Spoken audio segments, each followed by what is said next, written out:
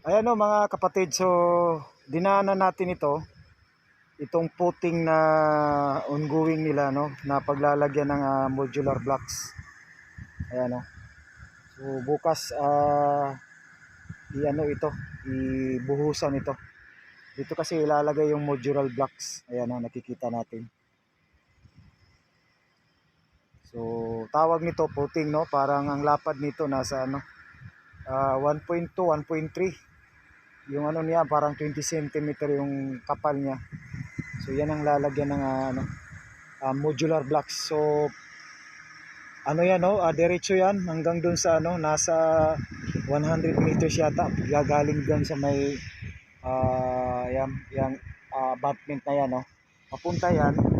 So yung bubuhusan nila, ito lang muna. So yung lupa na yan, talagang kukunin pa yan, no, kasi diretso yan. Pa square yung mangyayari nito. So yung gitna, so pagkatapos nito mabuhusan, ayan, no, so ilalagay nila yung mga modular blocks yan.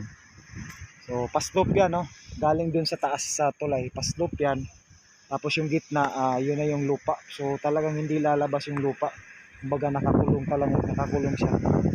Ayan, so update natin ito. Today is January I think 15 tayo, 15 January 15, no. Tingnan lang natin kasi nadaanan lang natin. Ayan.